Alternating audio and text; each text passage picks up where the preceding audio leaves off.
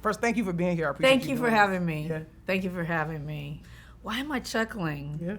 Because I love you. I love you too. And because I have seen you change in beautiful ways. You're not my child, but I remember you at a younger time. Yeah. And 20s. Literally. In your 20s. I really remember. And so when I think of you and when I see you, I am dealing with that memory of you. But that's not, because you cool. You know what I mean? You cool. You talk, low. You have people who look up to you. But in my mind, I just remember a little quirky, a little, a lot of like bright eyes, fat, like always brilliant, but just you had a different energy. And I think the energy has, it's matured and it's still vibrant, but it is matured. It's more, God, I don't know. It's cooler. You weren't nerdy. You were always cool, but it's like all come down into this kind of level, and it used to be out here like this. Do you remember? I do. And that's how so when I think Lena, that's what I think. Remember there was a whole period, it was like a 3-year period where I actually called you and was like, why are you not smiling in pictures? Yeah, you still do that. What's going on? Like, why can't you smile? Well, I'm just, I don't even recall what the answer was. It was like, I don't recall the answer either, but the answer was not starting to smile. Legacy, legacy. That's a lot to watch in one sitting. Yeah. And they all treated me like a real director when I felt like, a fraud. Every piece of the journey helps with the steps. I complained. There were times where I was just like, I'm on deadline for a script every day of my life. Is it ever gonna end? No. And you're getting pickup after pickup. I mean, what I wouldn't give now, right, to have it back. Legacy, legacy. I was happy to go back and rewatch this movie because I used to watch it all the time. I watched it again and again and again, and I think it was something because there was like old stock footage. It was something I wasn't aware of, and I'm a person that just likes like old docs. I love Hoop Dreams. I love Paris is Burning, and I'm not gonna say this lightly, but I put this, to me, in the list of my favorite documentaries of all time. Is This Is the Life. Wow, I did not know that. I did not even know you'd even seen This Is the Life. I've talked to you about it back in the day. It's fine. God. I love that documentary. Really? I do. I think it's because it is very much a beginning. I love the bold choices. I love the drawing. I love you highlighting the lyrics. And I really love the old footage. I would ask you a very specific question to begin. What was the budget for that documentary, if you can remember? Check to check. Okay. I mean, I probably spent $5,000. $5,000. Yeah, check to check. What made you have to tell that story? Well, first of all, I'm delighted that you even, considered it to be included in these questions and watched it and know it like that. I wanted to start making films, and I didn't have enough money to make a film with actors. First of all, I didn't know how to make a film with actors. I didn't know how to make anything. And but I knew that a documentary was cheaper, and I was thinking of what can I make a doc on that was something that I could be passionate about. And so when I decided to make a doc about my friends, and everyone started giving me their old tapes, and then one friend, Omid, had all the recordings from Every Good Life. And brothers and sisters were pulling tapes out from under the beds. I was driving around. People had things, garages. Yeah, photos, pictures. Someone told me, oh no, this kid that collected, that was in there shooting. I was like, who? They were like, this kid named Keen. I was like, who's Keen? I didn't remember. This guy, he was in Japan. He had taken his things to Japan. I got it from him. And so I had all this great old footage, and then I got to go around and shoot the homies, film them. And by that time I was a publicist, and they were proud of me for just like, having a job where I was a publicist and inviting them to a premiere here or there. Mm-hmm. And so all those interviews were done mostly in my office at the time. A few out in the field, but basically it was put together so handmade. The cinematographer also did all the graphics. You know what I mean? Like, it was just, like I said, $5-7 grand, maybe. But I love it because it's handmade, and it's probably one of my favorite things that I've ever made. The experience of doing it because no one cared and no one was looking. My first few films are my freest, most fun experiences because no one cared. That's why I always tell people, the time when nobody's looking and nobody cares what you're doing is the best time. Because when the pressures start to come, it does change the chemistry and the vibe and the energy around the work. Our job is to try to hold a good energy, but the early stuff, when no one gives a damn what you're doing, revel in it. So thank you for the reminder. It's also a place where you meet a very important collaborator, which is Spencer Everett. First of all, how am I interviewing an editor? I don't even know what to ask an editor. I'm like, let me interview you as the director. I don't even know what I'm doing. But we met at a little place on La Brea, and I'm trying to interview him, and he walks in, and I remember he sat down, I was just like, so you want to be an editor? Wow. He's classic like, Ava. yeah, it's classic Ava. Yeah. He said, yeah, I want to be an editor. I said, that's what you actually want to do with your life, is be an editor? He's like, yes. I said, a documentary editor. He said, actually, yes, that's what I went to school for. That's what I want to do. I said, so you're telling me that you're waiting tables. He was waiting tables all the time. Of course. You're waiting tables and doing what in the evenings? He's like, editing documentaries.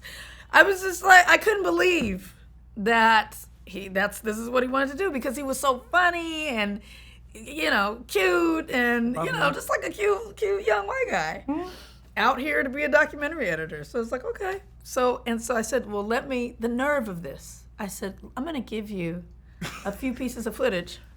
Oh, okay. How dare? First of all, I'm not paying. He's auditioning for you. I'm barely paying you $4, but you're going to audition. Yes. Like, I'm going to give you a little bit of footage and see what you can do with it. The audacity. Mm-hmm. And he was eager. He said, great, I would love to show you what I can do. This boy cut this thing down so hard. I was just like, in maybe 3 hours, he took this footage and created a segment that is actually in the movie and just changed the whole thing of the movie. And from there, he did I Will Follow, Middle of Nowhere, Selma, Wrinkle, 13th, When They See Us, Queen Sugar. Like, literally, this one guy has been, he's probably the most important creative collaborator of my career. I'm excited to talk about, finally, I Will Follow. Do you want to, once and for all, tell me what my title was on that movie? PA, runner, assistant to your assistant. What does it say on the credits? Probably says production assistant. I think it says something more than that. All I know is every night when I went home, I was walking out with Lena. Oh, I mean, like, true. So often closing the gate on that house, because it all took place on one house in Topanga Canyon. Yeah. That was the way to make a film for cheap, was to, I had heard, stay in one location and don't move. So I was trying to think of an idea for a movie. I remember asking my mom, and she said, well, why don't you think about a time in your life when you've had to stay in one location and not move? And I thought about the time when I was a caregiver for my aunt as she was dying of cancer, and we were in that house. So I decided to write the script about that time. And so the film takes place all in one day in that house. And it allowed me to, we found a house in Topanga Canyon, and we just shot there. And I remember you did everything from, there's a picture of you. I don't even know how you're balancing that many coffees. Oh, yeah, the coffees too. Yeah. There's coffee on your lap, there's coffee here, there's coffee here in the back seat. Lane is driving? Yeah, somebody's driving, yeah. Might be Tulane. So with a smile, just like, okay, happy to be there. Everything from closing the gate to getting the talent out of, there's no trailer, out of the bench that they're waiting on, the room that they were staying in. You were everything to me on that film. There was nobody else. There were like 9 of us. And you did whatever was asked of you. And it was an amazing. I thank you. I thank you. Thank you. Thank you for the job. Thank you for the opportunity. Why drop a fortune on basics when you don't have to? Quince has the good stuff. High-quality fabrics, classic fits, and lightweight layers for warm weather, all at prices that make sense. Quince has closet staples you'll want to keep reaching for over and over, like cozy cashmere and cotton sweaters for just $50, breathable flow knit polos, and comfortable lightweight pants that somehow work for both weekend hangs and dressed-up dinners. The best part? Everything with Quince is half the cost of similar brands. By working directly with top artisans and cutting out the middlemen, Quince gives you luxury pieces without the markup. And Quince only works with factories that use safe, ethical, and responsible manufacturing practices and premium fabrics and finishes. I'm looking forward to the weather cooling off a bit so I can start rotating my favorite fall pieces back into my wardrobe. I've been loving my Mongolian cashmere pullover hoodie from Quince. It's incredibly soft and surprisingly breathable, perfect for those early fall days. It also pairs nicely with an overcoat for those even cooler fall evenings. Quince is the perfect place to find high-quality products affordably priced. Elevate your fall wardrobe essentials with Quince. Go to quince.com/legacytalk for free shipping on your order and 365-day returns.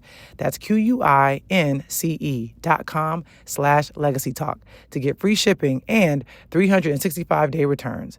Quince.com/legacytalk. Okay, so there's another very important collaborator that you meet with on I Will Follow, and that's your casting director, Aisha Coley. Yeah.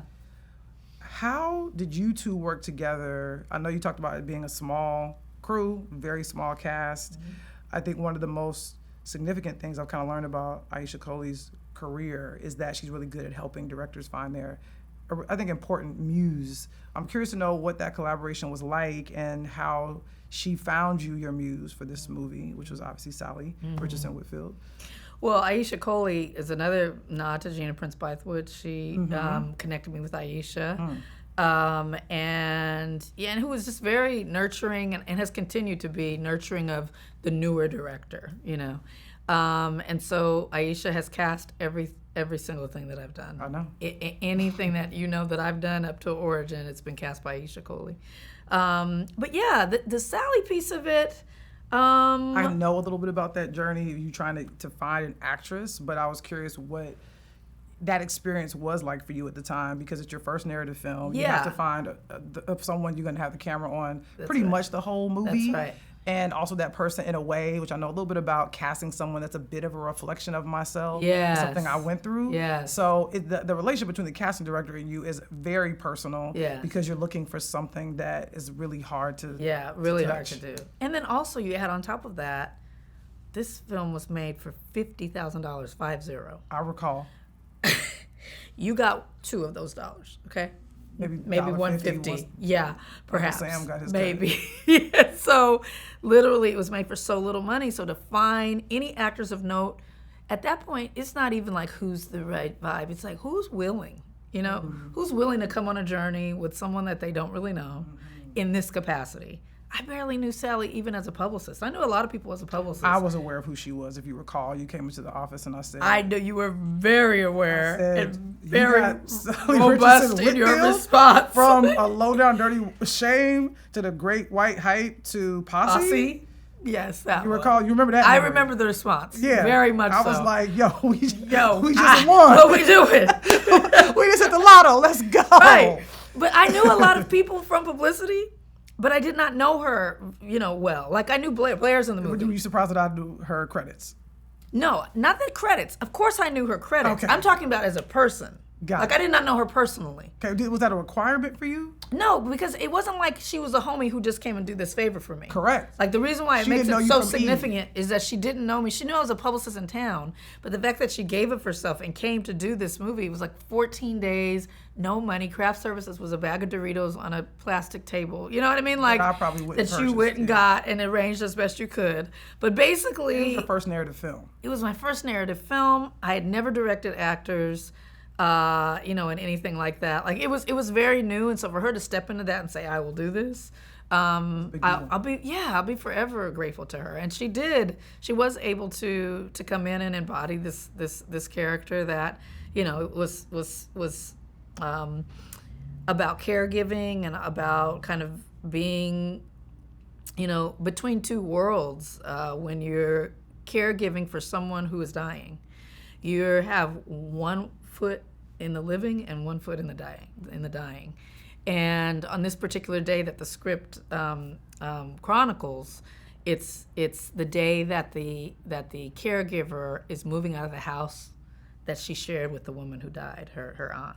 And I'd been through that, and I just kind of had needed.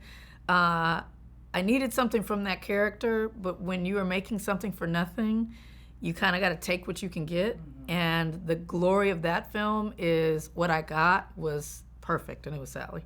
You know what I mean? Like the gift, that she gave me in that was fantastic. And so I didn't know Omari either.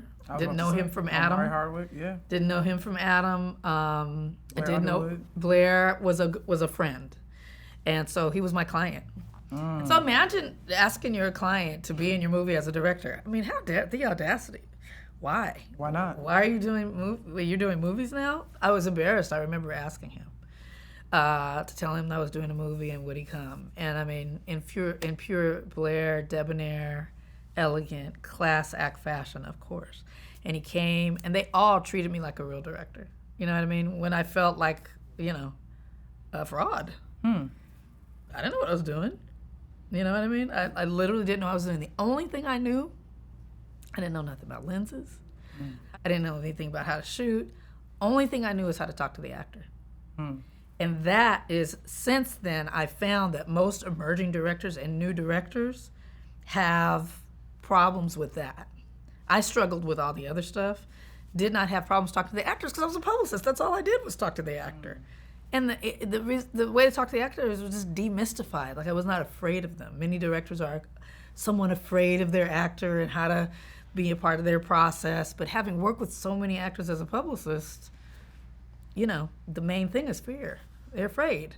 Well, what's interesting is I've picked up on that. I mean, I've in the last 3 days have watched really heart-wrenching, stirring, vulnerable performances. How do you get that from an actor through communication with them on set? I mean, during I Will Follow, it was just intuitive because it was basically my story. And so I remember the quiet of the house, the sadness of moving out of a house that I shared with someone who's no longer there. All of that needed to be kind of memorialized within the scene. So that was very intuitive.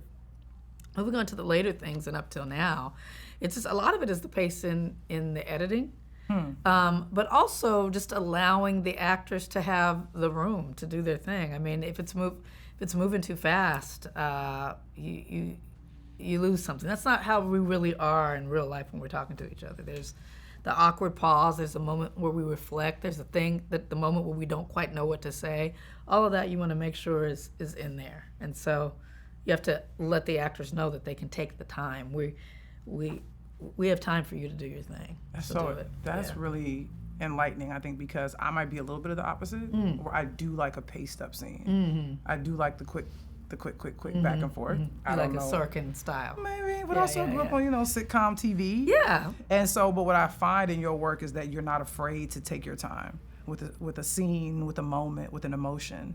And I think that to me is very much the beginning of your signature. Well, thank you. I appreciate that. Can you talk to me a little bit about directing Sally and Omari in those scenes? Because those were some of my favorite moments in the movie. And it's a bit of a surprise. It's a bit of a reveal of the character. That's something that we weren't aware of. And the way you kind of film relationship and love, it can be very intimate, but there's also sometimes distance between the two people, which I keep seeing as something that keeps coming up. Like, which is what you want to see about a love story. There's a conflict. There's a thing that's keeping them from just existing as they should. And that is very much the beginning of that for you and your work. And I was watching it on set and in real time. But I was curious for you, you had to write it, you had to direct it, and you had to give it a vision, and you and Spencer had to cut it. What were you trying to tell us about the character in that choice on the page? About Omari? No, about Sally. Yes, well, her character. Yeah. It was autobiographical. It was really, in the scene, she says, that she's chosen her professional life over her romantic life. And she says to him at the time, I have some time now. You know what I mean? Like, I want to make time for you. And basically, spoiler alert, it's too late. He's moved on. And so, yeah, I mean, that whole film was really autobiographical. And putting the two of them in the scene, there's not much you need to do. She's drop dead gorgeous. He's drop dead handsome. All I had to do was put him in a boy's extra small shirt. Yeah. I remember trying to pull the shirt over the muscles at the time. He had a foot injury at the time, too. He did have a good memory, Lena. But do you remember us trying to pull the shirt? Like, I remember being in the couple handsome guys wearing some extra medium. Yeah. Boys extra small. Pulling it over, and I was just like, the tightness, I want these muscles to be popping out of this shirt. Yeah. And he was just like, hey, my circulation. I said, it'll be okay. We're going to be done in just an hour. So you weren't surprised when Power happened? You were just like, oh, yeah, I wasn't, because he he was so charismatic. Well, now we will move to the middle of nowhere. Another Omari. True. Yes. Omari returns. Also in that Boys Extra Medium. Yes. Yes. You know. We also meet Emmy Awaihe. Mm-hmm. Love. The great. Yes, who's now a Reasonable Doubt, killing it. And also it's the beginning of another collaboration of you meeting someone, David Oyelowo. I remember being at LA Film Festival for the premiere of Middle of Nowhere. Mm-hmm. Yeah, that was a premiere. I'm so curious about what you wanted to say about who you were as a filmmaker with that movie. Mm-hmm. That was the first script I ever wrote. I Will Follow was the second script I wrote. Correct, I am aware of that. Middle of Nowhere was the first one. Didn't have the money, didn't know how to make that, so wrote a script that was all in one location. That was I Will Follow. Middle of Nowhere was the one that I wanted to make. It was the script that I had applied to the Sundance Labs with and been rejected over and over. It was the script that I was asking people to read. That was like my heart, like what I really wanted to do. Is it fair to say you wanted Middle of Nowhere to be your debut? Yeah, I did. Yeah. I did, but I couldn't do it, so I was able to do it next. And I remember that being the second film and saying, this is the one that has to, this is the one where I'll be thinking about, and I'm so grateful for the first one. I was gonna say, you kind of got the kinks out. I did, and so when I was just trying to hang on by bare knuckles on that one, like that was a $50,000 movie, Middle of Nowhere was a $200,000 movie, still crazy low budget, but I Will Follow was kind of practice. It was practice. It was my film school. Yeah. It was my film school. I got to watch you go through film school. You did. And then you would say Middle of Nowhere is your graduate master's? thesis. Yeah, graduate. Yes. So and so making that, I felt like I was on a real movie set. I was making my second film. I had an actor that I'd worked with already. Like, this is my actor I work with already. And then I had David, who was kind of becoming a big deal. He was in Lincoln. He just worked with Spielberg. He was in Rise of the Planet of the Apes. He was in big movies. And then this Emmy Awaihe, this, like, her face. It's just, and I remember auditioning her and thinking, oh, she's a star and nobody knows it yet. And just you and Aisha Coley? This is another Aisha Coley. This is Aisha Coley, yep. What was that conversation like when you guys with Emmy saw? First saw Emmy Awaihe. I remember just thinking, wow, what has she been in? Like, how do we not know her? And Aisha saying something like she's new, like she's just starting. And just thinking like, wow, there are people out there that are this good who just we haven't seen them yet. And this will be her movie. She's in every frame of this movie. There's no part of this movie where she's not in it. And it was such a big deal to me. This was my queen script. Like, this was the one. It was either going to be this one or nothing was going to work. And to hand that over to someone who hadn't done it before, but I had such confidence in her because she was just, she was her. She was fantastic. And so I've been happy to watch her work consistently over the years. I still think that she is a superstar. The collaboration with you and David is really a beginning. Yes. You don't quite know that yet. Yes. But what was it like working with him for the first time? It was incredible. The way that he came onto the project was incredible. Have you heard the story? I have not. David, I did not pursue David for the film. David pursued the film. David was sitting next to a man on a plane. This sounds like David, but okay, no, I David did not know this. Oyelowo is going back to do looping, additional dialogue recording for Planet of the Apes. Of course. Rise of the Planet of the Apes. He's flying from LAX to Toronto to do this. Of course. He's on the plane next to a white guy. White guy is like, oh my gosh, is this you that I'm watching on my iPad? The guy's watching a series that David was in the UK. He's like, yeah, that's me. They strike up a conversation. Of course. The guy says, you're in the film industry. Let me ask you, my friend's asking me to invest in this film. Is it a good idea to invest in independent films? David was like, well, not really, but Wow. what's the film? He's like, well, it's being made by this new black woman filmmaker. David's like, tell me more. The guy takes out the script from middle of nowhere, hands it to David. David's like, I just saw her on CNN talking about her new distribution model. Mm-hmm. I just saw her. I saw her on CNN. The guy's like, okay, you saw her. He says, can I read the script? He takes the script to the guy, reads the script, calls me, my number's on the front of the script. I have no representation, no agent, no nothing. It's just my cell phone number on the front. David calls me from the airport. Says, my name is David Oyelowo. I've just read your script. A, I told this random man he should invest with your movie. B, if you ever would consider me for any of the parts in this movie, I would love to be in it. It's a beautiful script. And I was like, wow.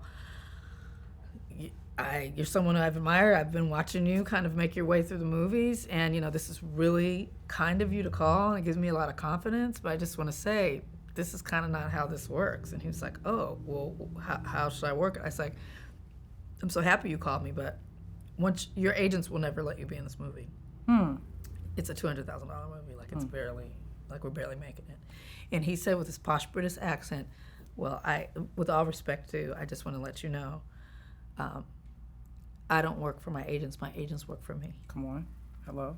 Hi. And if you would have me, I would love to be in your movie. And I said, well, okay, we'll see what happens when I call CAA on Monday. And that was it. And that's how it started. And he's continued to move like that. Very much a king. He came into this business like having a full sense of his own self-worth and has moved that way ever since, and it's taught me a lot. Wow. Well, I remember seeing the movie for the first time, 'Cause I think I hadn't really seen any of it. I hadn't. And I obviously remembered I Will Follow and knew that movie really well. But I was really excited for you to be making your second film, which is a very hard thing to do. And you obviously willed that movie into existence. Did you feel a great sense of validation with that one? Yeah, I think even more than the reviews, it was Sundance. I had wanted to be in Sundance. That was, at the time, the mark of distinction for an independent filmmaker. And I really wanted to get into a lab, to anything. And so when Shari Freelo, got me, had called me one day and told me that I was in. We were in. I thought, what is a sidebar? What did we get into? Got into dramatic competition. Woo, whoa. big deal. Big deal at the time, and ended up winning Best Director. an award there. First black woman ever do so? Yes.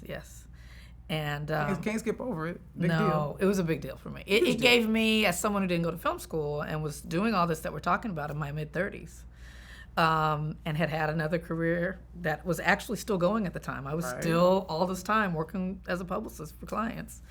To pay bills. To pay the bills. I had an agency. I had offices. I had employees. I had full campaigns for studios. All that time, all those clients never knew that I was making movies. So you had a day job, no reps, and no reps. And a movie that got into Sundance for U.S. Dramatic Competition, and I've been on the jury for that, and it's a high honor.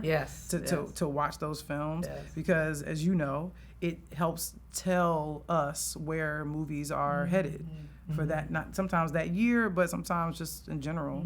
What was it like winning Best Director at Sundance and being the first black woman to do so? I was astounded. I was just happy to be in it. So I really had not contemplated anything happen beyond that. It was the year of Beasts of the Southern Wild, and I remember, you go into these festivals and especially with Sundance, there's like, a darling. Oh, for sure. There's these, you've been through it. There's the ones everybody's talking about. And our film was nowhere on the hot at Sundance list. We were not there. It's a quiet movie. It's a black, cast. All the things. You got a new-ish director. I'll say new-ish because it wasn't your debut movie. Yeah. But so were you really surprised when you won Best Director? Are you kidding? That has to be one of the most shocked moments of my actual whole life. I remember, I could not believe it. That award was a big deal, and from there, things start to happen in terms of the next steps. Yeah, I was going to ask you, how would you say Middle of Nowhere changed your life? It changed everything. I do want to talk about the fact that you went from making movies to doing television, and the first television show you direct is none other than a juggernaut at that point. It was huge This is at the season time. 3. Yeah. Scandal. Yes. What was your Scandal experience like? Well, that was a time when TV was starting to. I think TV is the most popular American medium right now. People were really embracing. There was a time where it's like you either did film or you did TV. Right. Film was this, and TV was, for everybody else, and had its own beautiful culture, but film was considered higher. That's all changed, and now you find, luckily for us, our story dictates where it wants to be. Mm-hmm. You know what I mean? Yeah. As opposed to the other way around, we got to fit in these boxes. So we came along at a time where, there is not that hierarchy of genres is a little less, and that was Shonda was right in that space with Scandal. This is before the limited series starts to take off and streaming starts to take off, right? Mm-hmm. And so you're still watching the networks, and Scandal was one of the last huge runaway hits. And so your episode is called Vermont is for Lovers Too. First of all, I think I actually had the best episode.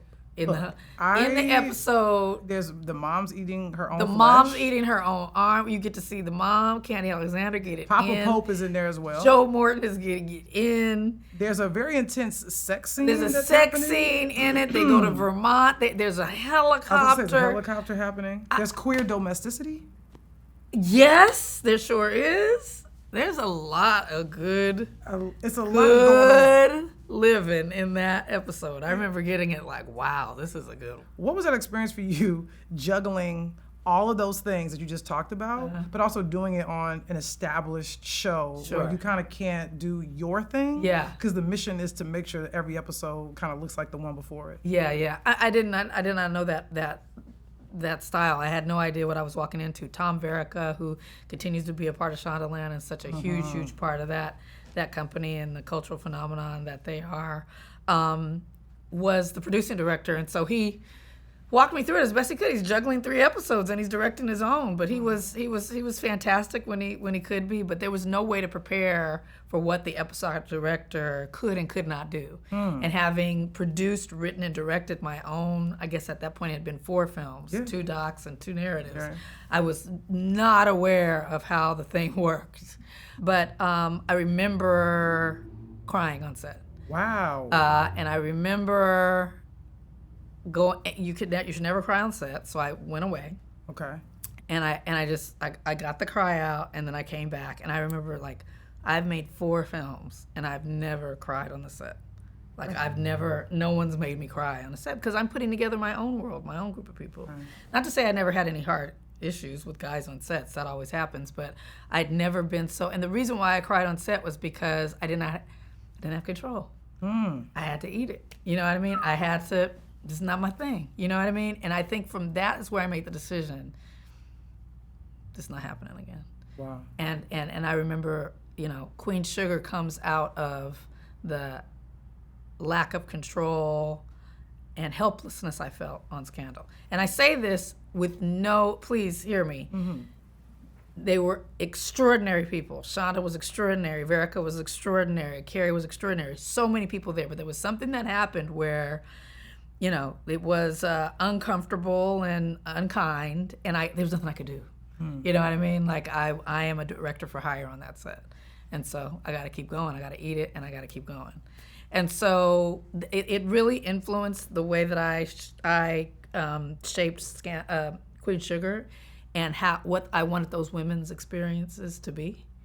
And I wanted to give to them what Shonda had given to me, which was an opportunity to take it and run with it. Mm-hmm. And when I say experiences, one of the things that I would tell the women on Queen Sugar is, someone might say something that you don't, you know what I mean? You don't abide by or you don't want to do, you can talk back. You know what I mean? You can say the thing back. You can push back. This is your space. This is your time. This is your episode. This will have your name on it. And just to give them that room, not that I didn't have it on Scandal, but I didn't feel like I could do it. I didn't have enough confidence to do it. Sometimes you have to have someone tell you directly, you can do this. Mm-hmm. And so yeah, but it was also an opportunity to play with all the big toys. I had never shot with 2 cameras. I'm shooting with 1 camera through all 4 of those films. And so to have 2 cameras, to have a crane, to have, I mean, I hadn't had more than a jib arm. I mean, that just did, this is a jib arm, y'all. It goes like that. I remember the first time I saw a jib arm shot on I Will Follow, I was like, ooh, look at that. It just did that. That's all we could afford. I was like, we saving that. This is a special shot. And so I remember on Scandal, there was a crane day, and they rolled out the crane, and I was just like, he goes like this, and like that. And you forget as a director, the toys, you know what I mean? Like what we get to shoot with, We look at films by women and people of color and people who are on the periphery of the Hollywood machine, and, you look at it and say, well, these films are not as good as these films, right? Some people will judge it. People forget about the toys and the tools. Mm-hmm. There's only so much you can do if your jib arm goes like that. Right. You know what I mean? You have to make films about people talking in rooms. You are not going to be able to make a film about the atomic bomb maker. You know what I mean? Because you can't get out and move it all around. You know what I mean? Like there's that's why when you see Daughters of the Dust, when you see Sankofa, when you see some of these films that our legendary filmmakers made with such limited means, it should allow us to expand our minds to say, even with limited tools, these things are possible. But it's hard to see when you just don't have the tools that the other guys have. This one I don't know if I saw early. I went to a premiere, I think at the Egyptian. This was a really big moment, I think, in your career, but I think for all of us, truly. Was it welcomed? How does Selma come into your life? I know David Oyelowo has a lot to do with it, I believe, but I'm just curious how this very godly movie, as I want to call it, manifested in your life. Thank you for the kind words. And your memory is crazy because you did see it at the Egyptian because you were on my premiere list because that was the world premiere at AFI. Okay. The Egyptian. All right. Incredible memory, Lena. Selma was an explosion in my career and life. Mm-hmm. And David Oyelowo, who I'd worked with on Middle of Nowhere, had been cast by Lee Daniels on Selma. Okay. Lee Daniels was the 6th filmmaker on Selma. I was the 7th filmmaker on Selma. When Lee left the picture because it did not have enough budget, he is an experienced filmmaker, and he knows $20 million is not enough to make this movie. It's a period film, and it's the first film with King centered as the lead character. Yeah. This ain't enough. It needs to have more. He walks. He goes and makes the butler. They make the butler first, but David is still holding on to playing King because David always knew that he was going to play King. Yes, he did. And so he tries to keep the film alive and basically produced that film by keeping it together and by having the financiers say, if I can bring you another director who will make it for the $20 million, will you make it? Yes. He says, I just worked with this woman. She made a film that won Sundance for $200,000. She has this... One Best Director, to be specific. She has this producing partner, Paul Garns. They make independent films. They've made these 4 independent films. They feel like they can make it on this. And so he pitched us, and I Paramount? To Pathé. Paramount was a negative pickup. They picked it up after. Oh, okay. Mm-hmm. And so Pathé, they said, okay, I rewrote the script to center, it's called Selma. It's not called Lyndon B.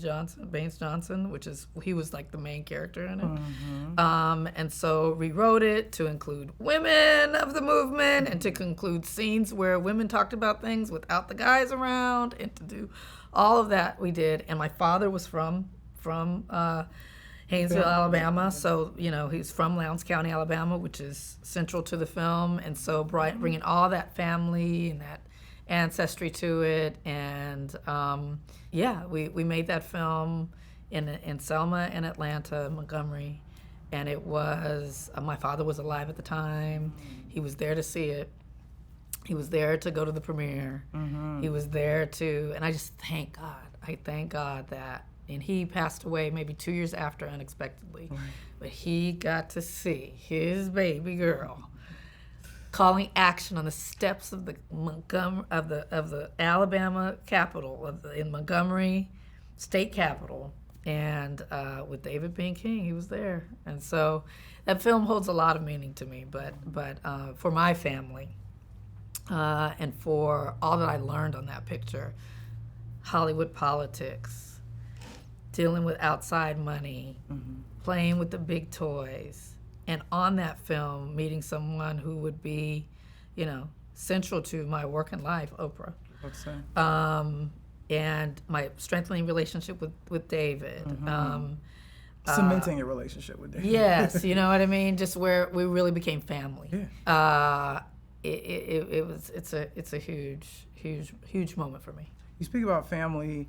There's as I watch the movie and see the cast, there are other people that pop up that sort of become a part of, you would say, maybe your chosen family. I'm talking about Niecy Nash, I'm talking about Coma Domingo, I'm talking about Omar. Yes.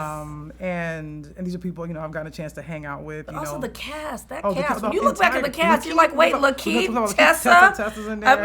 I mean, Andre Holland, who's also turns in a beautiful performance as well. Absolutely. It's interesting. Can you talk about the casting process? Because, you have to direct Oprah Winfrey, who turns in a really stunning performance when she has to go in and take the test so she can vote. And it's a very heartbreaking scene to watch, and scenes, plural.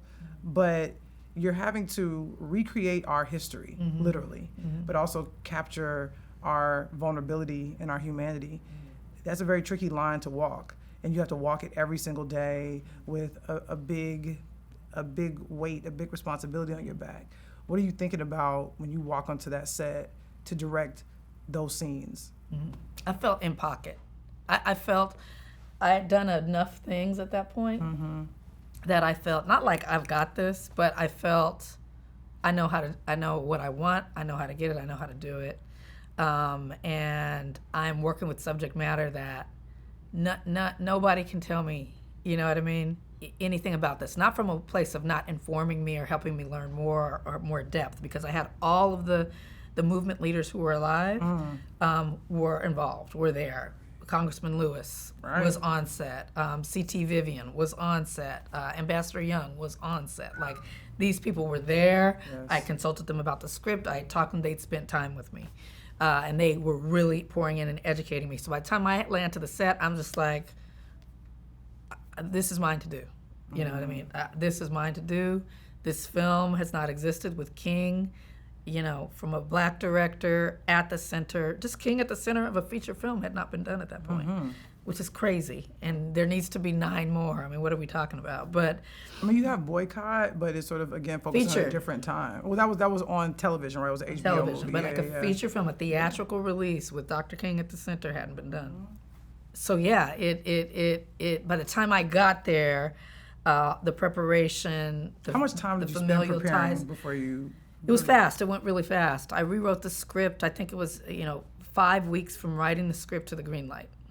Wow. Not fast. 5 weeks after I wrote the script, but write the script. It's being budgeted simultaneously, and it went because it had to go fast. That's why it just all kind of came together. There's really no reason why I got that opportunity. I mean, it had gone to Paul Greengrass, Lee Daniels. I think Spike was around it at one point. Like, there were a lot of major directors associated with this film. How's it going to, the girl who just won Sundance 2 days ago, right? And, so why not? A lot of reasons in Hollywood why it wouldn't go that way. It went that way only because of a confluence of circumstances that made it so that there was a timeline, David was pushing for it, and it was somebody who wouldn't question the budget and was just going to write your way into the number, back into the number. It was never going to go further. And so we need to make a film for this amount of money, and I will do that. When it comes to making a biopic, I was curious, what's most important to you? The historical accuracy, authenticity, or the subject's humanity? Well, for that one, all of them. I mean, it was important we want to show King as human, so that's historically accurate. Anything else is not historically accurate. He smoked, he overate, you know what I mean? He had relationships outside of his marriage, not even relationships, but whatever they were. All these things are addressed in that movie. Those were not in the script. You know what I mean? The tension between him and Mrs. King, the love between them, the way that they had to make up, the way that they had to manage their marriage inside of a movement. All of these things, that's historically accurate.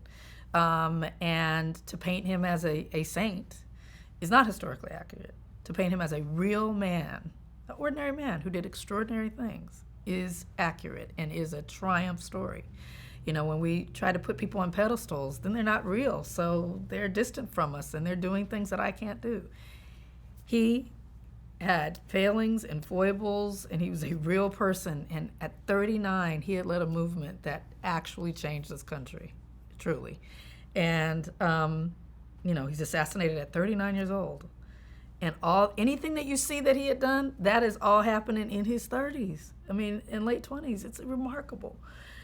And as you're learning and you're falling and you're rising and you're trying to do all this stuff and all that pressure and the physical threat against his life, his friends, his family, seeing comrades drop and be assassinated, and you're still walking forward, it's like, you know what, brother? Have that cigarette and have the extra burger and do whatever you need to do to survive this. You know what I mean? That's what I wanted to show, and that's historically accurate. And so it also is accurate that movement was driven by Black people. That movement was not driven by LBJ. That movement was not driven by anybody else except Black people in Alabama.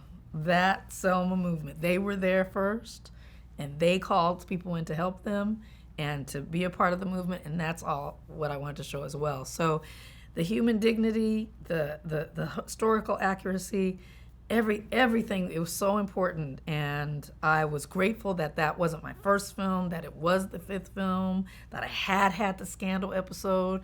You should have seen me, Lena. I said, roll in the crane, I've seen it before. You know what I mean? Like, thank you, Shonda and Tom. You know what I mean? Like, every piece of the journey helps with the step, and that's the thing. It's like whatever you're going through right now, whatever small thing you're doing that you think is not enough, whatever, you know, you're at the coffee shop and you're just pounding it out, or it is all the best part, because it's just a step. You're just taking your steps to the thing you want to do, and the thing that you will realize, and I look back now, I get a little emotional. The thing you will realize, steps were the best part. I mean, such a joy to sit here and talk to you about these projects, because they're not old projects. They are like shining stars in the universe of me. You know what I mean? And to be able to say, let me tell you about that star and that star, even though at the time it didn't feel like a star. But you know, it has shined on me, and it has illuminated my life, and it has informed me and inspired me in ways that allowed me to do the next thing. Look, Selma's a big step. I thought the movie is so beautifully shot. I was curious, how much of the look of that film did you want to be in conversation with the subject matter? That's a great conversation. Thank you for the question. Bradford Young is a cinematographer. He's a genius. Maybe an excuse even your cinematographer here behind the camera just did, that is usually the response. Bradford Young. Go on. He's a bad man. Yes, he is. We had worked together on My Mic Sounds Nice, on Middle of Nowhere. We had done a couple of commercial things, like something for Prada that I'd done in there. And so we had that shorthand. And really, for me, he has such a style, like such a beautiful style. Funny. I did not want that style to be in Selma. So it was really trying to take someone who has like a very strong style and saying that doesn't apply necessarily to this story. You know, we need to be here. And so it's not going to be as stylized. Okay.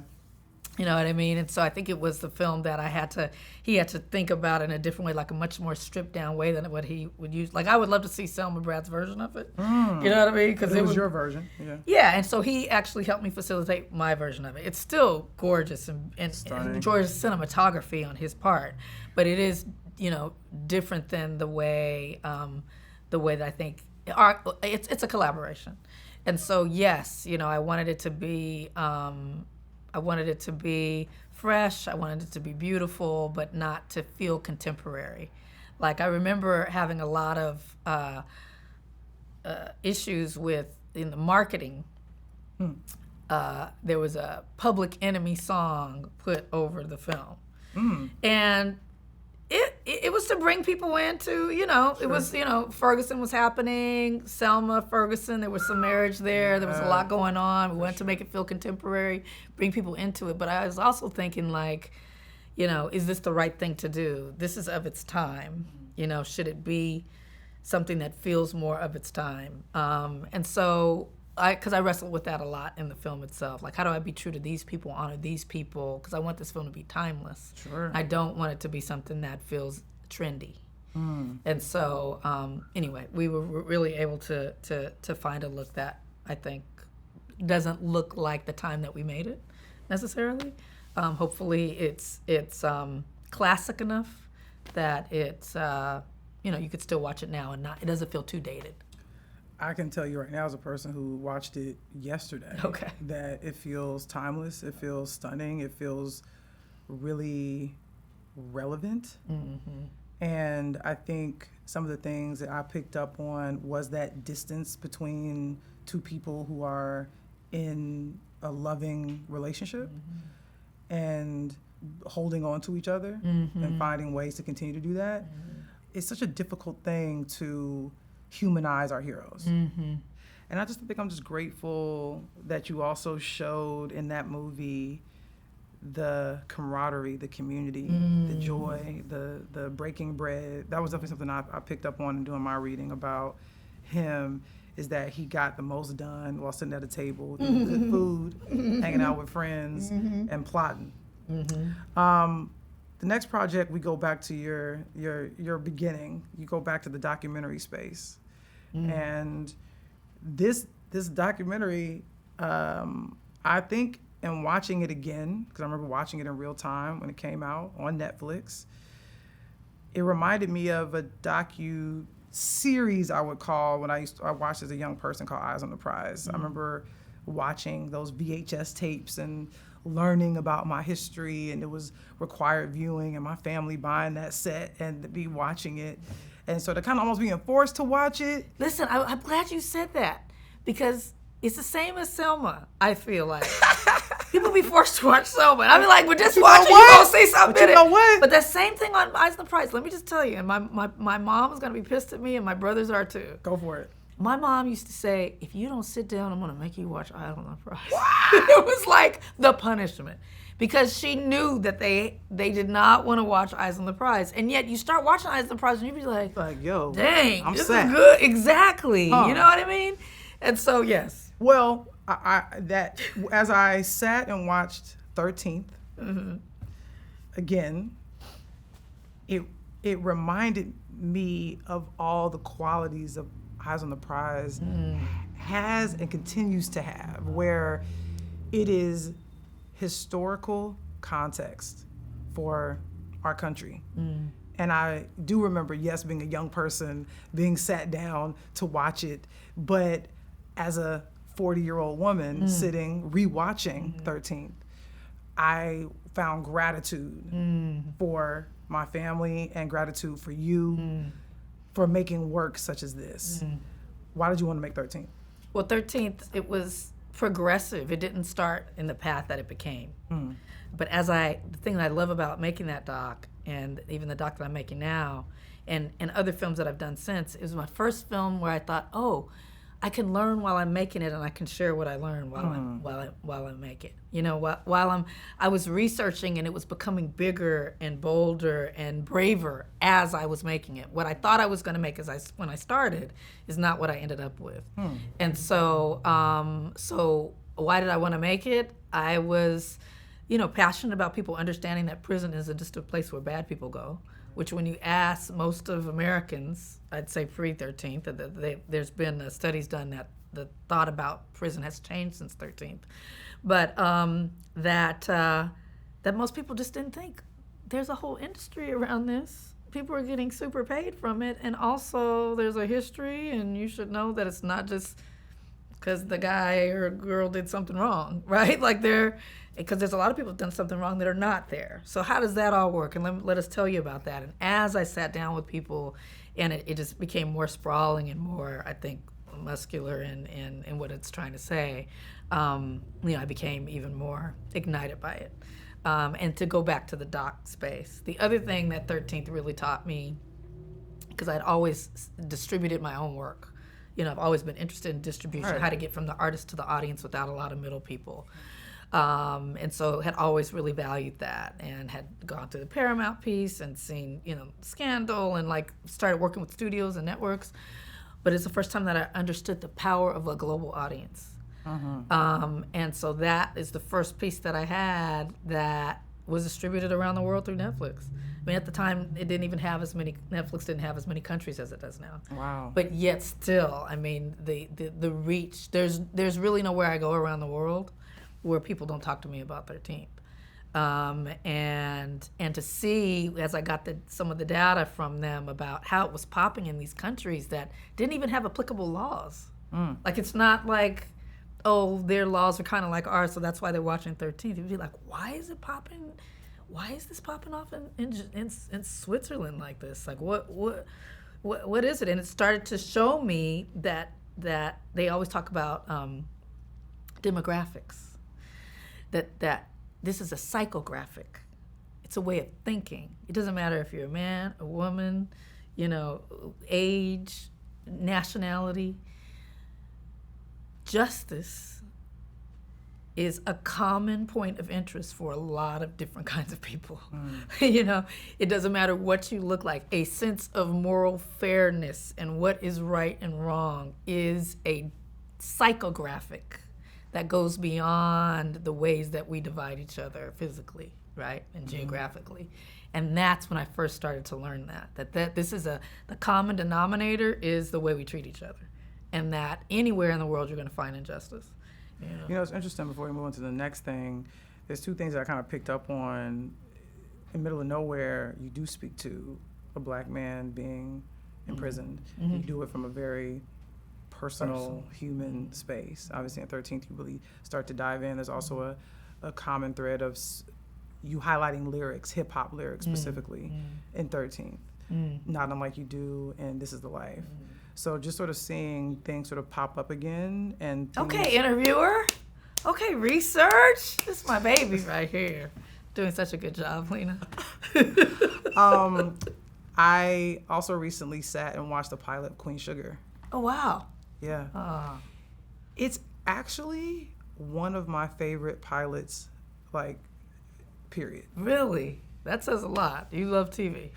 Because there's so many things happening, and I think what I love most is how it opens on locks of hair, brown skin, it being tattooed, you not being afraid for there being another body in the bed that isn't a black person, and then how you hold things that you want to reveal in terms of you not telling us immediately if one of the sisters' husband, was he involved? We don't know.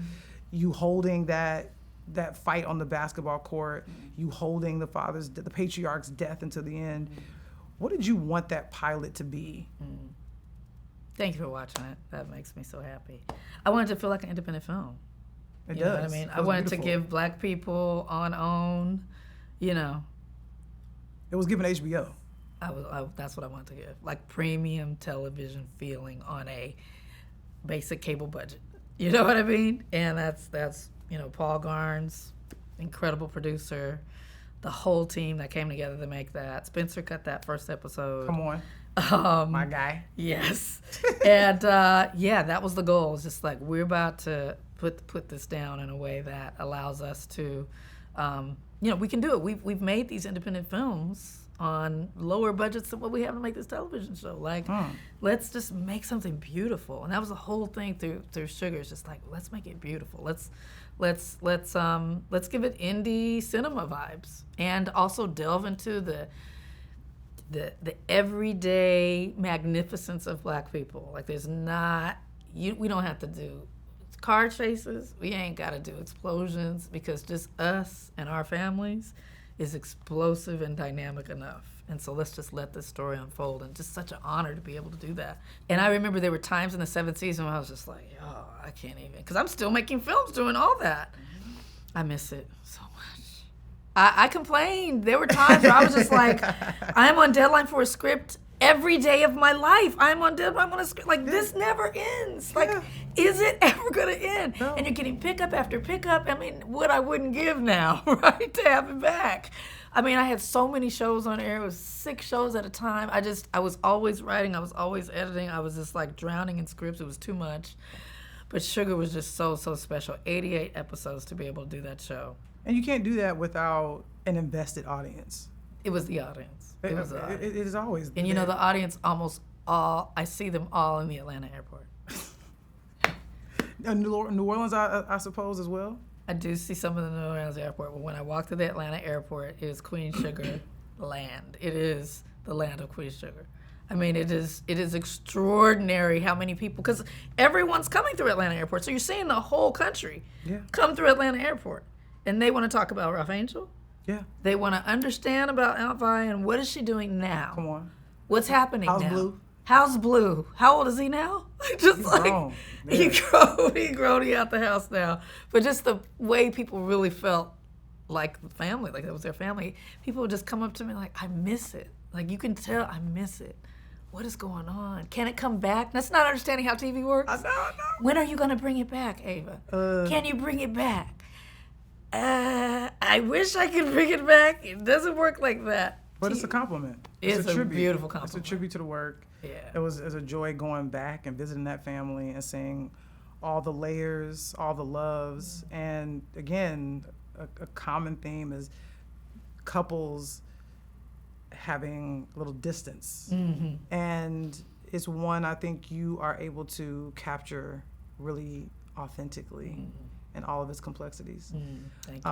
Okay, we're gonna go back to the movies, and this is a big one with a big budget, a big cast, and again a big burden. I think that was put on your back. But I remember being at this premiere as well. She's on the list Come perpetually. On, let's go. Me and Issa were there.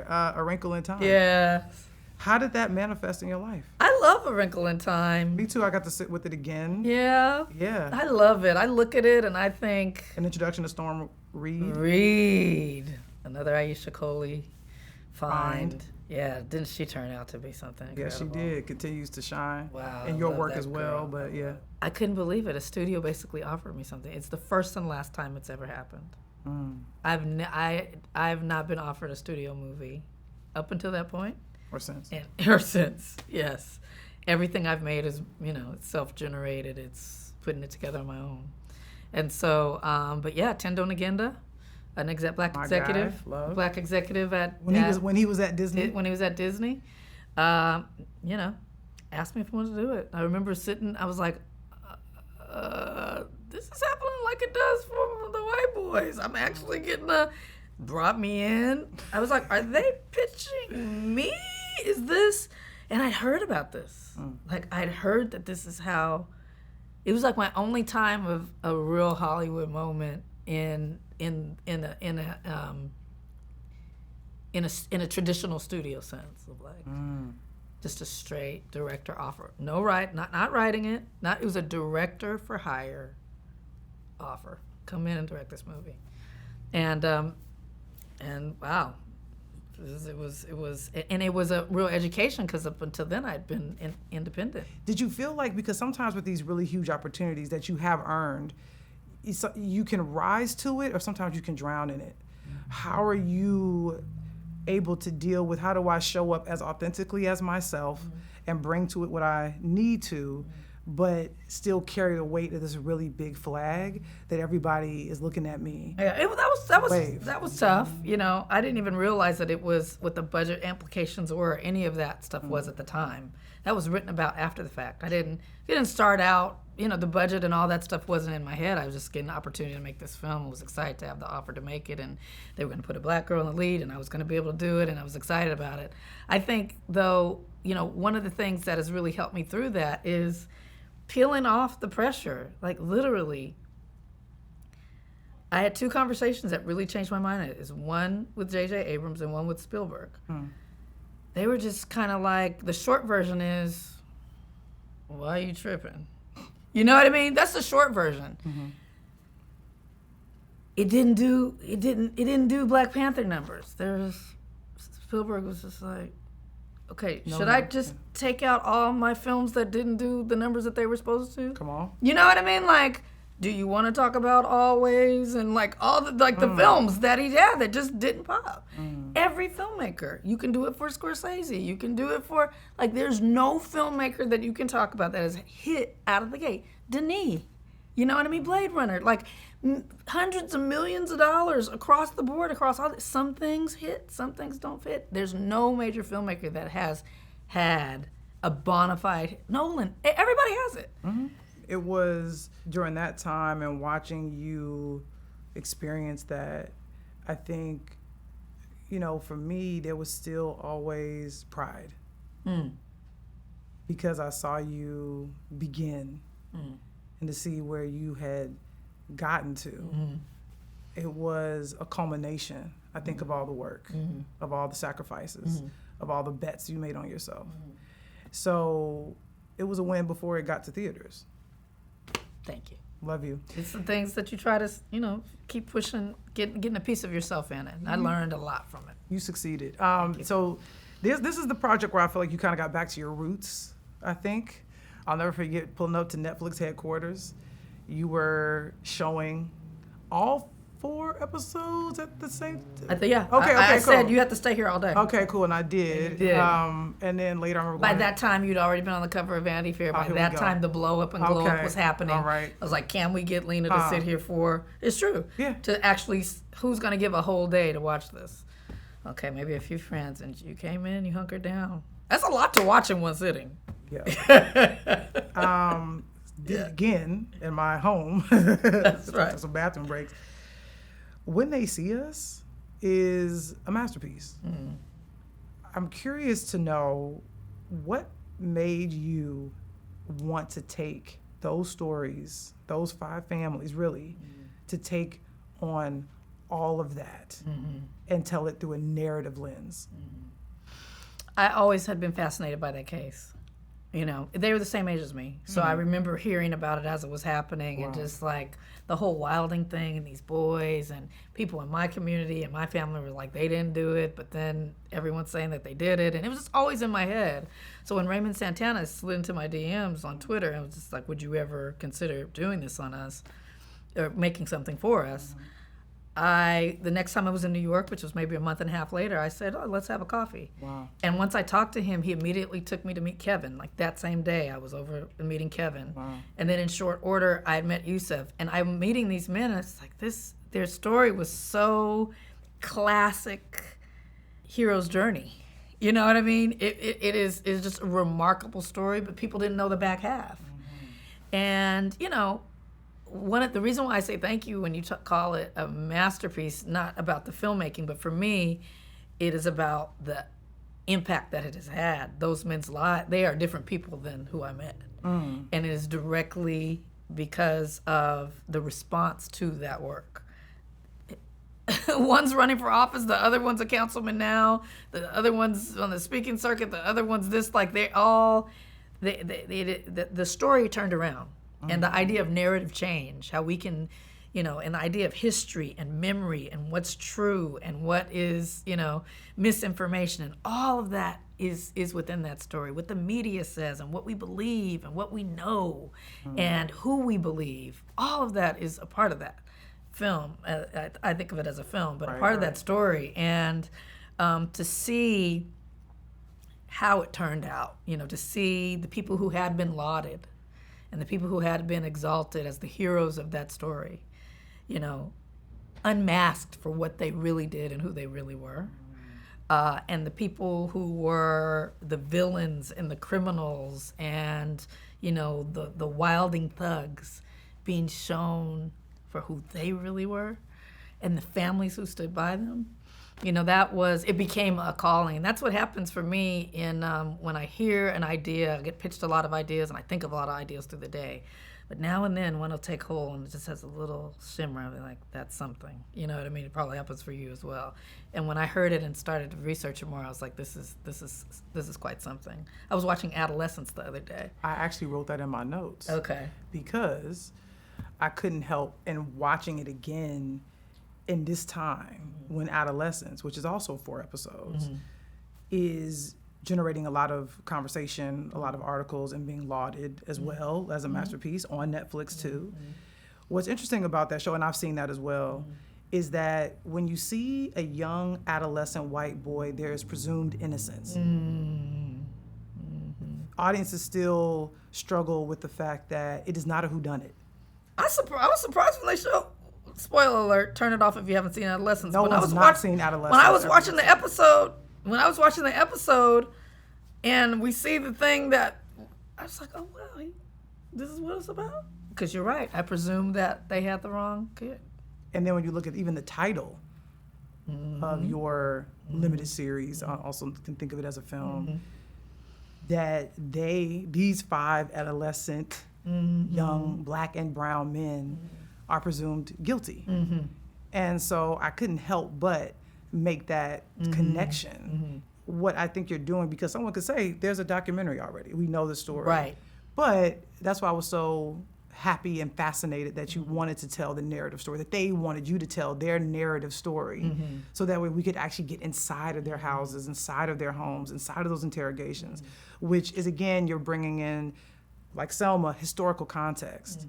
And Selma, you put the FBI writings on the screen, so we know that this isn't made up.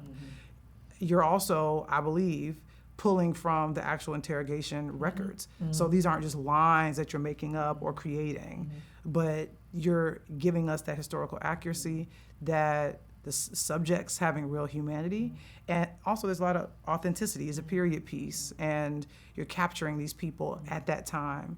How were you different approaching when they see us as a filmmaker than you were back when you were doing Selma? Well, some of the people that we were chronicling, some of them were alive, but I couldn't talk to King. I couldn't really get inside of it. But I was able to look at I couldn't talk to LBJ, but the historical record is there, and that deep research, it started with Selma. It moved into 13th, and really learning how to research and put the research into the art. And I started to be propelled by that. I mean, you have all of these, these footprints that lead you to where you need to be. The actual words, the actual sitting down, and for all that work, for Origin, for When They See Us, hours and hours of interviews to prep to do the thing. So it got me into that kind of filmmaking. But also, I believe that this kind of filmmaking is going to catapult this type of filmmaking, not particularly me from an ego place, but this type of filmmaking is going to catapult in its importance as we are in the midst of a purposeful, deliberate dumbing down of America by taking books off shelves, closing libraries, reprogramming, public spaces to be one point of view on what history is and what America is. Filmmakers, artists, musicians, sculptors, writers, it is our job, our job to tell what happened, to keep history alive. And whether or not it's on a bookshelf or banned on the bookshelf, we still have to write it. We still have to make it. And we still have to make sure that we are giving weight to history, to the historical record. You can go and see what they said. You know what I mean? You can look at the picture and understand. I don't have to believe you because you say it doesn't happen. I don't have to believe you because you say that slavery had good things. You know what I mean? When it is actual torture of human beings day in and day out, and there wasn't a damn good thing that came from it. You're going to gaslight me and tell me that you're going to gaslight me and tell me they just took a Maya Angelou book off the Navy, out of the Navy library. We're in the midst of something right now that is so dastardly and evil in what it is trying to do on purpose, to make you not understand yourself and your place in the world, whether you're white, black, or otherwise. That is the artist's responsibility. I'm quoting Nina, but it's true. The artist's responsibility to speak to the times, and these times are going to require us to do more. You know what I mean? Doesn't mean we can't still play and have a good time, but who's gonna say it? You know what I mean? Like who's gonna say it? Who's gonna make the thing? Who's gonna make sure we remember? And so Cast is a book. Everyone's not gonna read the book. Everyone's not gonna watch the Central Park 5 doc. Everyone's not gonna read the Michelle Alexander's New Jim Crow, which was one of the basis of 13th. Like, everyone's not going to look at some of these mediums of expression and information. So make a version that they do watch.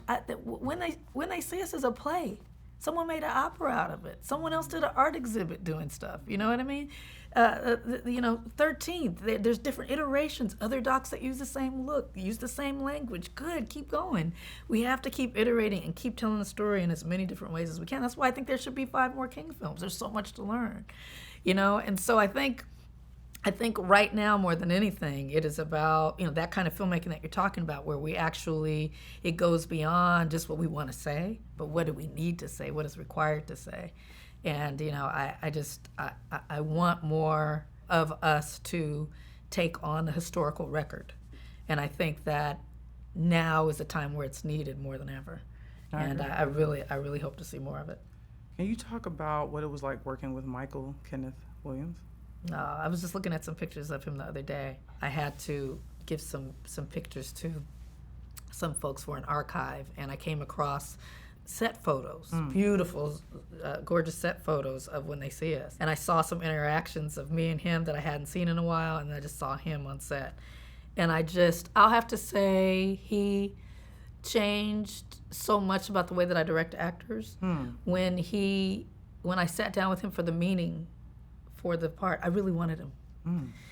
But he had a bad reputation. He had a reputation for being late, and he had a reputation for not being on book. And he had a reputation, on book is knowing your lines. And he had just a reputation for not being like super professional and serious because of some of the drug issues. And so, and he talks about this in his posthumous book, and he said, I can tell the story because he told the story. And so when I sat down him for the meeting, just to see if I could get him to come on board, and if he wanted to come on board, and if I could work with him, I just said to him straight up, you can't do that. None of that could happen if I give you this part. This is important to these men and to their families. And I just won't abide that behavior. And I don't want to deal with it, and I've never had to deal with it. And, how are we going to get around it? You know what I mean? I can't tell you to stop doing what you do. I don't know what you're dealing with, what's going on, but that can't be here. And that's the only thing that's stopping me. And he said, if you give me this part, you never have to worry about it. I promise you, and I look you in the eye, and I give you my word as a man, you'll never have to worry about it. And I didn't. And he was so stunning. I'll get emotional. No, I mean, yeah. He was so stunning. He took those boys under his wing. All those boys, except for Jarrell, who kind of ended up winning the Emmy for it, but had some a little experience. But the rest of the boys had no real work experience. I mean, Asante Black, who's like incredible, like a Khalil, all these boys had not done much. They were just coming straight out of school or a little supporting part.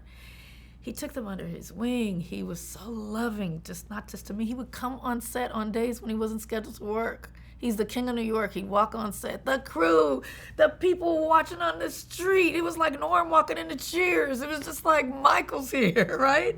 And he would just bring his light with him. And I'd be like, what you doing here, brother? He's like, just here to check on you. It was just, it just would come in, and he gave so much to it. And I'm so grateful that he was able to see the response.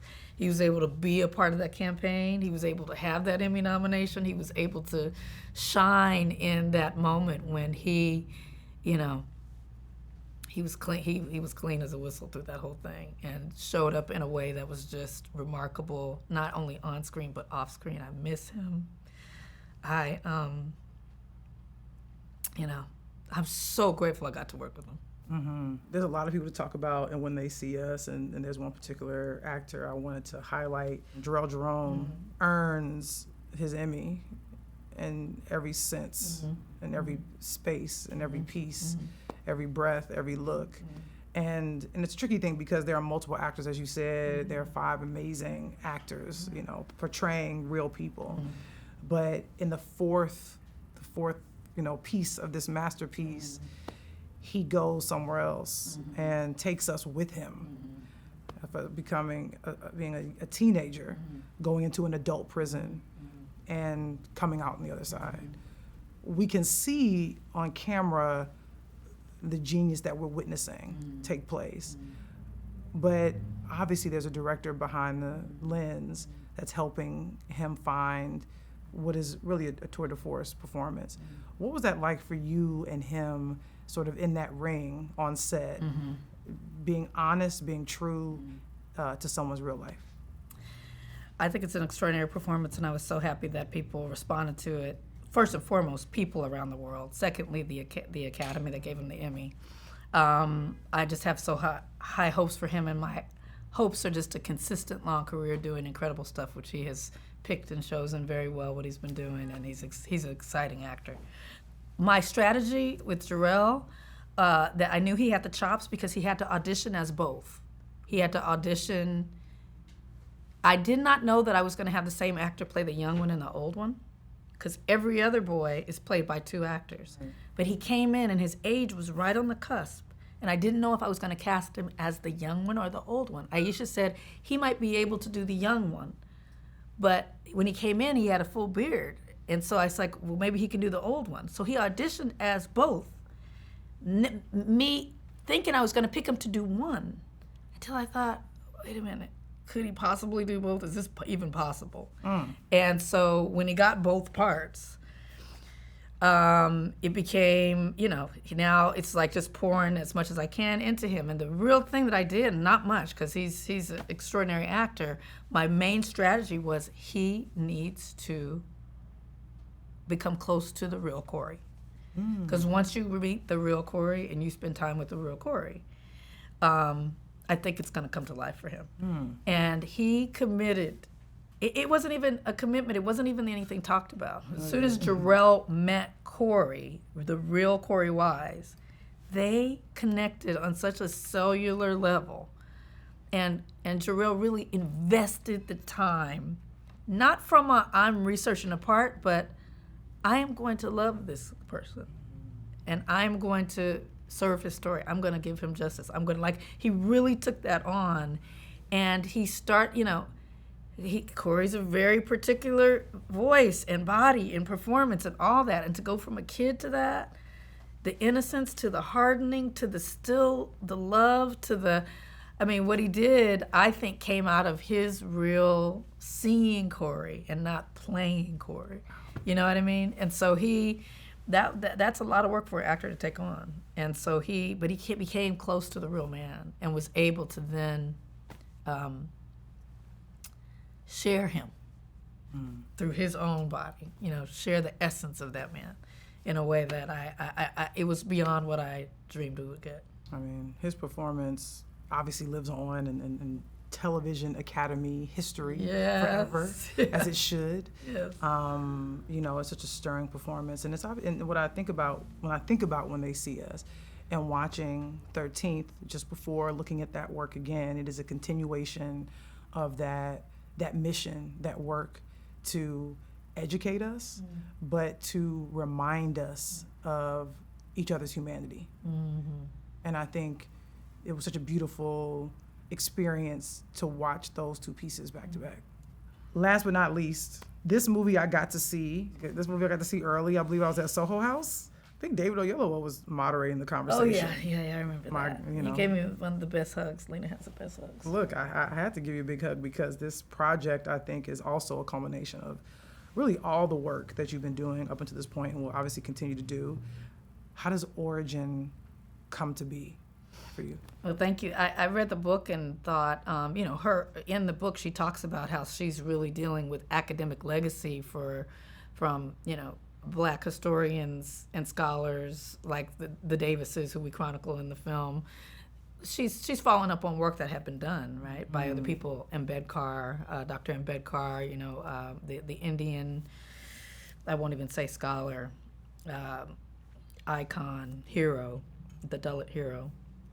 So people had done this work, and so she was building on top of that work, and it was just work that's like, how do I not know any of this? I remember reading the book as like a revelation, as another way to process the world in which I live. Right. That's not just through the lens of race, or not just through the ideas of sex, but through that, or gender, or sexuality, or whatever the things we deal with, but through this other thing that all of those things sit on top of this foundation called caste, which we just we aren't conversant, in that. We're not fluent in talking about caste.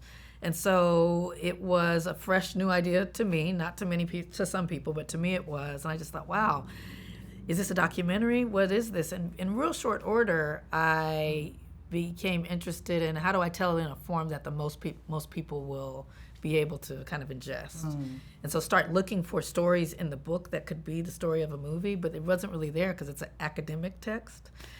And I began to then research her and understand that she had such a beautiful personal story. And I thought, oh, and then I saw that she was going through some really tough times in her life at the same time she was writing this book. So it's like, wow, this becomes a story of this, artist as hero, this woman who kind of moved through her grief by writing this book that helps us all kind of move out of the fog that we're in and see things more clearly. And that became really interesting to me. And so when she agreed to let me interview her for 2 years about personal life, about cast, it all became really clear that, oh, this is the journey. I'm chronicling a woman on a journey of, personal healing as she helps us with the collective healing. And as she writes the book and learns about it, we see the book come to life. And that could be a way that I can get this tough book out, some of the key things. So I liked the structure, and it was interesting as the writer part of me to adapt a nonfiction book into a fiction film. And I enjoyed the challenge of that. And like with 13th, it's just like it's okay to learn as I go. And as I learned, as I traveled the world to prep the movie and make the movie, everywhere I went, I was learning. And I was pouring that into the film as an active process, as opposed to, here's the script, shoot it. It was every day, just was feeling like it was new and alive. And it's my favorite thing I've made. I mean, look, I said this to you after the screening. It's one of my favorite things of yours that you've done. And I think being able to be there at your origin, your beginning, I can just see so much of you in that movie because there's pieces of I Will Follow in it. There's obviously social justice is all throughout. Like, and it's basically saying an injustice anywhere is an injustice everywhere. And I think Aunjanue Ellis being centered in this film, for you as a director, again, you're dealing with the real life. Again, that weight of that responsibility that comes into the room again. Why is that something you continue to run toward? I don't know. I really would rather die. You know what I mean? I don't know why. I'm interested in real stories. So if you're dealing with real people's stories, you have to, deal with real people. It's tough. It's challenging. But I think, that's just what I'm drawn to. I think with Aunjanue in that film, she never met Isabel Wilkerson. So she learned about her and was able to bring her in through her writing and through the research and what she was able to do there in embodying her. By that time, Isabel had really kind of handed the film to us and said, I gave you the 2 years of research. You know what I mean? Like, God bless, like, go do your thing. I just think she's an astounding actor. I didn't do anything. You know what I mean? Like, I didn't do anything but tell her I loved her and try to create a safe space for her and go with her. And in doing so, she was able to really teach. She really shares things in that film that I think people who've seen it, and hopefully as time goes on, more people will see it, but people who've seen it really have been affected by what she does. It's really interesting, the imagery in the movie. It feels, and I say this with all respect and honesty, it feels very Gordon Parks-esque. Almost every frame feels like a photograph. Wow. Obviously, there's the haunting Trayvon Martin walking and seeing that, just the innocence, the simplicity, the mundaneness. What conversations were you having with your DP about how you wanted this movie to look? Thank you for asking about Matt Lloyd. Matt Lloyd was my DP at the time, but he was more than that to me on this film. This was a film that was made outside the studio system, right. So it was a very small group of us who were making something, 3 continents, 7 different time periods. It spans over 100 years. There's no studio. It's like me and Paul Garnes, and just like, and Matt Lloyd had to have so much faith and so much trust and so much love for the subject matter. White man, I came to just love how much he loved me and the process. He worked with crews from around the world, and he, it's difficult. I'm in Germany, I'm in India, I'm working with all kinds of people, and, he is, giving me so much respect. He's modeling what all these other men from around the world who had never worked with a black woman director. Oh, well, we're going to follow what Matt does. And I'm telling you, I was treated like a queen on that movie. And it's Matt, you know what I mean, who is leading the way for that crew. You know what I mean? Matt, who is, I never heard him say my name. He never called my name.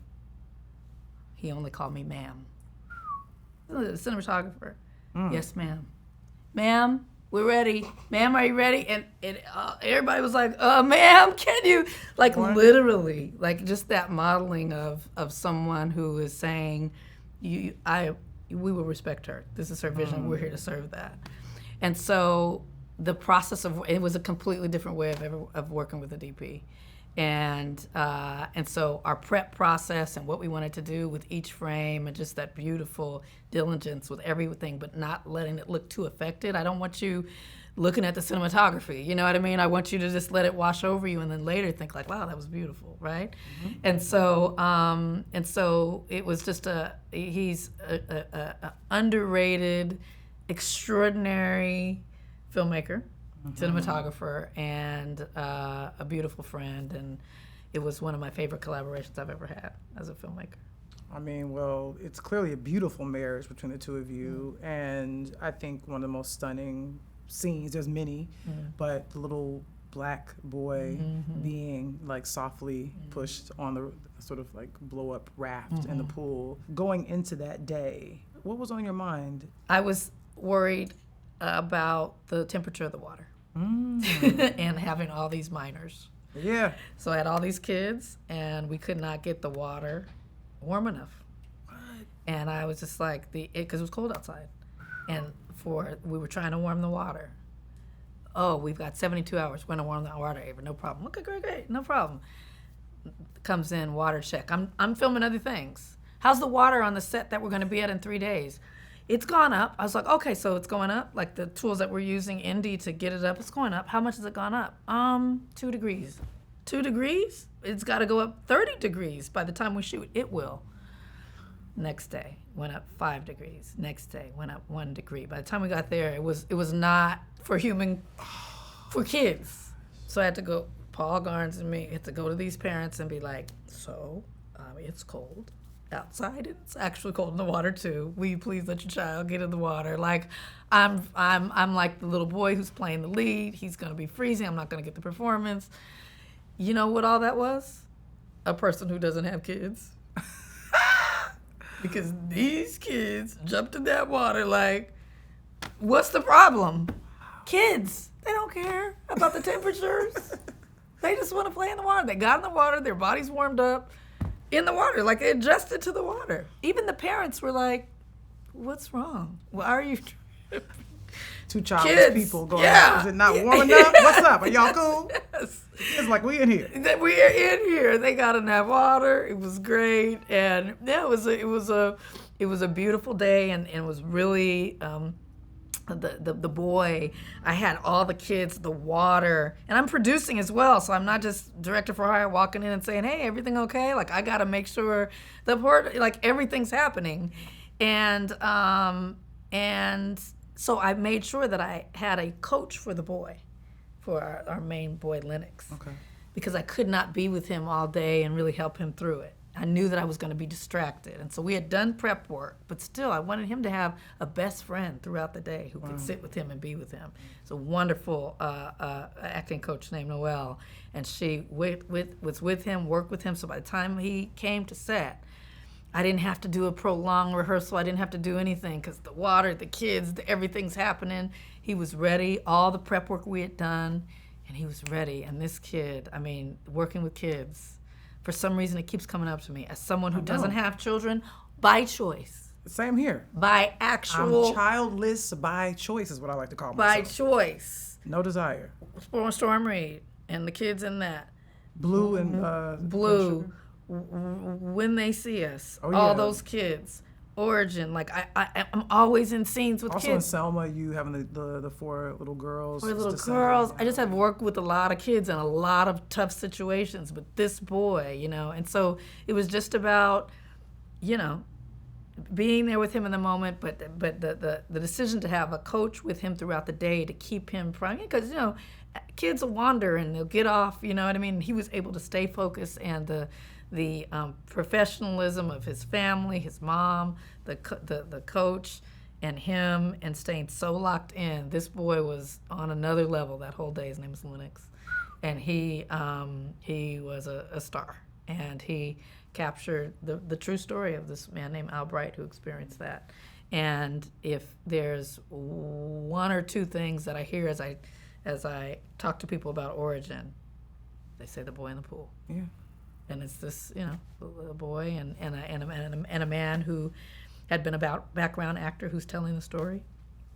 The white man who's telling the story was a background actor. Wow. Who just got upgraded on that day. Wow. The story wasn't in the script. As that, it was going to be narration, or Anjanou was going to do the voiceover and tell the story. Wow. But I saw this background actor, and he was talking to other people, and he was talking to me, and he was telling me stories. And I said, do you think you could take this script and kind of remember it and kind of say it back to me? So it wasn't memorized. One take. He read it, and then he said it as if it had happened to him. Wow. Not an actor, extraordinary background actor background actor means an extra, out of Savannah, Georgia. An older white guy. Older white guy. What I think you're getting at in the work is that we all need each other. Mm-hmm. Because the people that you're talking to me about that picked you up when times were tough were J.J. Abrams and Steven Spielberg and Guillermo del Toro, yes, and Shonda, and Katzenberg too, and that there are, but also you mentioned Gina Prince Bythewood in terms of introducing you to Aisha Coley, and Aisha Coley being with you throughout your career, but also so is Spencer Averick as well. And so, it's the thing that whenever I read Baldwin essays, he always reminds us that we are all in it together. And your people, you never know when those people are coming from, or what they'll look like, or who they'll be. You don't know that your angels will be Oprah Winfrey, David Oyelowo, Aisha Coley, Spencer Averick, Delane Jones. And so I think that you have shown me to gather my troops. Because you talk about not necessarily knowing how to work within the system, but it's because I think you're creating your own. And I think that's what Origin feels like. It feels like a culmination of your own universe, and you centering a Black woman's journey to follow her gut, follow her mission, follow her mind. So I think Origin, to me, is another origin story. It's almost a new beginning, it felt like, for you. It did. I hope I get the chance. I pray I get the chance. I meditate that I get the chance to do it again, to tell stories at that level of complexity or budget or global scope independently. I also know that working independently has shown me better ways to strengthen working inside the system as well. And so every project I'm learning. And I think, that film is the film that I've been on the set and felt the most guided and like. I can feel that in it. Really? Yes. I wasn't struggling. It just feels like a song. Thank you. It felt like music to make it. And even though that's my least seen movie, I look at that movie and it's like, that is everything that I want to be doing. I want to do more of it, but I did it. And so I don't have to grasp for it anymore, and I'm excited to see where that leads me. I mean, you say least seen. I mean, please, some of the most game-changing movies were sometimes missed at the moment in which they came out because, Baldwin said of A Raisin in the Sun that it wasn't meant for the audience it was put in front of. It was meant for generations that hadn't been born yet. Wow. I think Origin will eventually be a part of the Criterion Collection, and I also think it'll eventually be in the Library of Congress. But it'll be forever. And I'm forever grateful for that. Last question. What is your definition of a phenomenal director? I think it's the work, you know, and that's complicated because you hear about people who have tough experiences on set with the director, who didn't like the director, who didn't like the experience, and yet the work is shimmering and shining in a way that supersedes what the experience is. You know, but I have to prioritize the work itself over the experience. There are different times in my career I would say, well, you just having a great experience is the mark of a great director. No, I think it is, we're here to do this work. And so if the work is doing what it needs to do, saying what it needs to say, enduring, you know what I mean? It is echoing through the years. It can still stand on a 10-year anniversary, on a 15-year anniversary, on a 20, on a 50-year anniversary, whether it's renowned or not, but you can watch it and you can still feel something. And that's come from one person's vision, who's marshaled the visions of a lot of other people. That's greatness. And so it's regrettable that sometimes the experiences aren't fantastic. I think, you know, a superior director is one who is able to create beautiful experiences and beautiful work. But I think a great director makes great work. And so, and if you are a director who's made even one thing that people will remember you for, that's greatness, you know, one thing. And so I think, you know, you look at, you know, filmmakers that have, you know, 2 things, 3 things, 5 things that that will stand the test of time, that will echo through the culture. That's what I strive to be, is to have a canon of work that says this is what she meant, this is what mattered to her, and this is that she made it in this way, and this is what stands. So that's what I'm striving for. We'll see. I'm grateful I get to say to you that I think you succeeded at that and exceeded that, because I've got a chance to sit with your canon again. What's so special is I got to witness it in real time. Yeah. One of the few people. It's very special to sit here with you and for you to have reviewed that work and for me to know you through all that work. And very few people I've known since I Will Follow. You know what I mean? It's a long time. Go back and to take my work seriously, to take me seriously. It's hard sometimes when you're sitting with a friend, you kind of, oh, it's my friend, I know her, you know, but for you to take the work seriously, to watch it again, and everything you do well. You do. And so, including this conversation, I just have to say on here, everyone has said this. Here we go. But pride is an overused word. But it is, when it's, people say I'm proud of you, and it's like a trick off. Like, I'm proud of you, I'm so proud of you. But this is a deep knowing, a knowledge of who you wanted to be, what you wanted to say, what you wanted to do. So many people have a desire and have a dream, and for reasons that may not be their own fault, all kinds of reasons, some are their own fault, some are not, so few people actually do them. Attempt them, let alone realize them, let alone catalyze it into a whole career that has affected millions of people. And to see my friend do that and walk your own path and have your own opinions that some I agree with and some I don't. Smile, Lena, damn it. Yeah. You know what I mean?